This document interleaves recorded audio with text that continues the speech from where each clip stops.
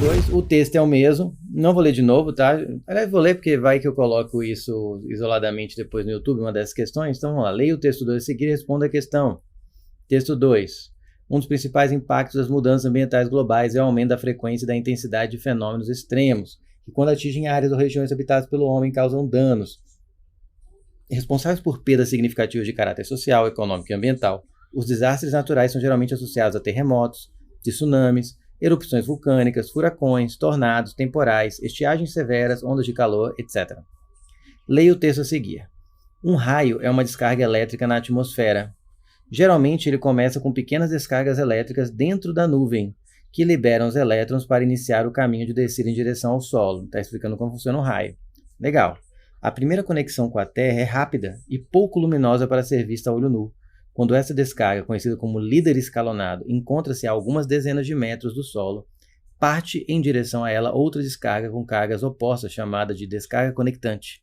Forma-se então o canal do raio, um caminho ionizado e altamente condutor, que o ar não é normalmente condutor, mas aí esse trecho fica condutor devido à concentração altíssima de cargas, gerando um campo elétrico que rompe a rigidez elétrica do ar, que é o que impede o ar de conduzir, ele passa a conduzir. É neste momento que o raio acontece com a máxima potência, liberando grande quantidade de luz e som, né? O som é o trovão. Agora sim, essa questão que eu falei, eu achei meio pesada, apesar de que dá para resolver sem saber as coisas aqui que não são faladas muito em aula, mas colocaram alternativas para você julgar, que eu acho que são poucos os professores que falam. Não sei se no Sul todos falam, mas os que eu conheço, o que eu vejo, não é comum o professor falar em sala de aula algumas afirmações que estão aqui que você teria que saber, tá? São afirmações de conhecimentos gerais que nem dá para você deduzir facilmente. Não dá para deduzir com os conhecimentos gerais chegar naquela conclusão, como se fosse algo consequência. É conhecimentos gerais, como se tivesse ter lido o rodapé de livro de página, ou ficar lendo enciclopédia, ou livro de curiosidades, tá?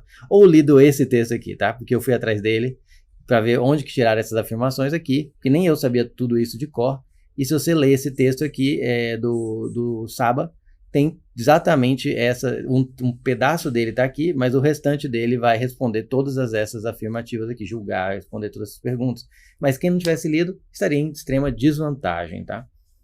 Não total, porque como eu falei nas questões da UEL, como eu falei na questão anterior, se você sabe os conhecimentos gerais, firme, você já marca algumas dessas alternativas e com as que você já marcou por eliminação, você acha a resposta. Presta atenção, olha aqui como isso vai acontecer. Primeiro item, a maioria das descargas elétricas atmosféricas ocorre quando o campo elétrico gerado pela diferença de cargas positivas e negativas é próximo de zero. Não. Como eu acabei de falar, e isso muitos professores falam, para você ter uma descarga elétrica, tá aqui o chão, aqui a nuvem vem muito eletrizada, digamos que aqui negativo, ela acaba, pela intensidade, acumulando cargas positivas aqui no chão, né? E aí vem o raio de cima para baixo, que tem de baixo para cima também. Vai ser o mais comum. As cargas negativas fluem para a positiva e o ar passa a conduzir porque aqui fica um campo magnético, elétrico, muito intenso. O ar passa a conduzir energia e vem o raio. Então a diferença de cargas positivas e negativas é muito alta e não próxima de zero. Então essa aqui dava para garantir sem ler o texto que é falso, tá? E isso aqui é uma informação já mais conhecida, mais difundida. A corrente elétrica gerada pelo raio produz um rápido aquecimento do ar e sua inevitável expansão produz o som conhecido como trovão. Exatamente. Ele é muito quente, isso também geralmente professores falam quando falam sobre raio. É a expansão do ar que faz o boom, que é o trovão que chega depois. Você assiste o raio, depois vem o barulho do trovão, porque a luz se propaga muito mais rápido que o som, então o trovão vem depois. Mas de onde vem o som do trovão? O ar em volta do raio aquece brutalmente e expande muito rapidamente, causando esse barulho de explosão. Então essa aqui é verdade, essa aqui dá para saber também, acho que é um conhecimento mais difundido.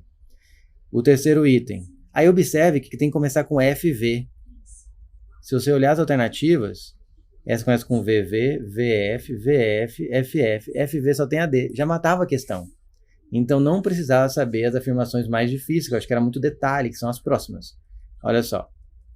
Então o UEL faz isso, coloca umas alternativas mais tranquilas, outros itens muito difíceis de você saber, só alguém que é muito curioso e vai atrás de todos os detalhes, rodapé de livro, mas você consegue resolver por eliminação sem saber essas aí, mais difíceis, como eu fiz agora. Agora, por didática, eu vou ver os outros. Ó. Eu já pesquisei, estudei o texto, né, e agora eu sei mais do que eu sabia antes. Isso é bom de estudar antes da prova, agora eu tenho mais informações que nem eu sabia. Por exemplo, aqui, a corrente elétrica gerada a partir de um raio pode ser armazenada e utilizada posteriormente para ligar o equivalente a 1000 lâmpadas de 100 watts.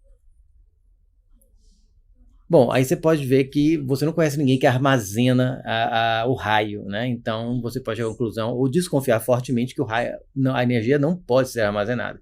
E realmente ainda não se consegue armazenar a energia do raio. Há projetos de conseguir controlar. Por que você não consegue armazenar a energia do raio? Porque é difícil controlar onde ele vai cair. Mesmo que eu chegue lá no chão, numa região com tempestade, e finque dezenas, centenas, milhares de estacas, né? Porque as pontas, o poder das pontas, já deve ter ouvido falar, eles atraem cargas elétricas, acumulam mais carga elétrica e tem mais probabilidade, teria que ser muitas para garantir que vai atrair uma quantidade de raio suficiente para que a gente possa armazenar essa energia. Então, ainda não é possível, porque isso aqui não seria viável, tá? Pelo que eu li nesse próprio texto, tem pesquisas de você conseguir tentar direcionar onde o raio vai cair para poder armazenar, com laser mexendo nas cargas na nuvem, tentando acumular num certo ponto específico, mas ainda é pesquisa, pelo que eu vi nesse texto aí. Que é um texto relativamente antigo, né? Não sei como está hoje em dia, mas que eu saiba ainda não se pode armazenar. A corrente elétrica gerada a partir de um raio pode ser armazenada? Não, não pode. Esse é um dos motivos, mas não é só isso. Para ligar equivalente a 1000 lâmpadas de 100 watts, se você ler o texto, que eu não sabia disso, ela poderia acender aproximadamente 30.000 lâmpadas de 100 watts. Como que você... Na verdade, teria que saber que a corrente de descarga de um raio pode variar, isso eu também só sei porque eu li no texto, tá, gente? De 30.000 a 300.000 amperes, tá certo? E se você pensar, vou colocar aqui, fazer aqui, onde que eu faço isso? Se você pensar em potência, aí vem a questão de potência igual a U vezes I, tá certo? E você pensar que o em São Paulo, eu não sei se em Londrina também é assim, pelo visto não sei, é de 110 volts, se você supor que a tensão da residência, onde vai ligar a lâmpada, é de aproximadamente 100 volts, 110, e que a potência da lâmpada é de 100 watts, então a corrente... você vai encontrar que a corrente aproximada para alimentar uma lâmpada de 100 watts numa residência de 100 volts, cuja tensão é 100 volts, 110 que seja, é de 1 ampere. Então, para uma corrente de 30.000 amperes, você consegue alimentar aí 30.000 lâmpadas. Supondo que você mora numa região em que a tensão das residências é 220, se você fizer aproximando para 200, você vai perceber que é meio ampere, né? Seria meio ampere, que seria 100 watts, por 200 seria meio ampere por lâmpada, então aí chegaria a 60.000 lâmpadas num lugar, tá certo? A questão também é que você não consegue, nem toda essa energia consegue virar energia elétrica. Você vai ver agora nos próximos itens que essa energia vira várias outras coisas, então na hora de acumular a mesma energia, você teria que pegar antes de virar essas outras coisas, ou você não teria toda essa energia aí para alimentar tantas lâmpadas. Bom, então essa aqui está falsa, porque não se pode armazenar ainda, e porque se pudesse, ligaria 30.000 a 300.000 lâmpadas, ou de 60.000 a 600.000 lâmpadas dentro da voltagem da residência, tá? E não 1.000 lâmpadas é pouco. Falso. Mas já é esperado que era falso, porque só sobrou essa alternativa, então a FVV. Então essa aqui tem que ser verdadeira. Para saber a distância aproximada em que o raio caiu, é preciso contar os segundos entre a observação do clarão e o som do trovão. Ao dividir o valor por 3, obtém-se a distância em quilômetros. É uma aproximação, de novo, ele explica isso no texto, quem lê o texto saberia isso. Mas é uma aproximação em quilômetros, tá? Se você perceber V igual a ΔS por ΔT, e imaginar que a luz é instantânea, então o tempo que ela gasta é praticamente nulo, e o tempo que você espera é o tempo do som apenas, porque senão você faria a diferença, ver quanto tempo a luz gasta e o tempo que demorou, aí seria o tempo que somando seria o tempo do som. Vamos supor que a luz chega instantaneamente, que o tempo é desprezível. Então a velocidade aqui é do som. Cai muita questão, então a gente sabe que a maioria das questões coloca 320, nós vamos colocar 330 aqui para dar um arredondamento melhor. E aí aqui é o ΔS, que é a distância que eu quero. Aqui vai ser o tempo, tá certo? Então, se você quer... Só que isso aqui é 330 metros por segundo, tá certo? Então, aqui se eu pegar o tempo em segundos e passar multiplicando, vai dar 330, aproximadamente, né? Isso tudo aproximado, vezes o tempo em segundos. E isso aqui, ó, como eu fiz em metros por segundo, isso aqui vai dar em metros. Então, para dar em quilômetros, o que eu tenho que fazer para converter para quilômetros? Dividir por 1000. Não é assim? Converte metros para quilômetros. E aí ficaria 0,33, né? 330 por 1000 vezes T, e aí em quilômetros.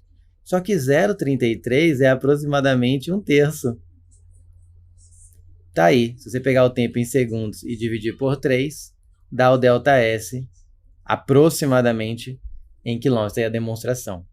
Então essa é verdadeira. Essa aqui era uma outra que eu acho que dava para fazer, porque tem muita questão que pratica um tanto que viu que é 320, mesmo que eu colocasse 300, 320, você ia perceber que dá aproximadamente 3 mesmo o valor para se dividir, para dar bem aproximado, né, o relâmpago. Então essa aqui é verdade. E essa aqui eu não sabia tudo isso, ó. Tive que pesquisar e no texto tem, nesse texto de fonte aí. Depois vai atrás, é fácil de achar. Eu baixei, imprimi e dei uma lida bem interessante. A energia envolvida em um raio produz luz visível, isso a gente sabe. Som é o trovão, a gente sabe. Agora, raio-x eu não sabia. Ondas eletromagnéticas com frequência na faixa do AM, eu também não sabia. Ele produz um pouco de raio-x. Quando que se produz raio-x? É importante saber. Quando você tem elétrons que desaceleram muito rapidamente. Tá? Então, quando vai chegando perto do chão, ele deve sofrer uma desaceleração. Tá? Quando você arremessa o elétron contra um obstáculo, ele choca com esse obstáculo, ele perde velocidade muito rapidamente. Normalmente é aí que se libera raio-x. Tá? Mas eu não sabia. E onda eletromagnética na fase do AM. Como eu não mexo com rádio, mas diz o texto que se você tenta conectar um rádio AM e você no meio de uma tempestade, toda vez que cai um raio, dá uma interferência. Porque saem ondas de rádio na mesma frequência do seu raio está tentando captar. E aí dá interferência. Tá aí, conhecimentos gerais. Mas eu acho que é difícil um aluno de vestibular ter essas informações. Eu acho que não é todo professor falar, vocês sabiam que libera AM, raio-x. Porém, não dá para também reclamar que é impossível vestibular da UEL, porque quem soubesse as duas primeiras, e era mais geral, já matava a questão. Não precisava saber as 3 últimas. Apesar dessa penúltima, eu também acho que dá para fazer. Então, eu fico com um gabarito, como esperado, da letra D de dado.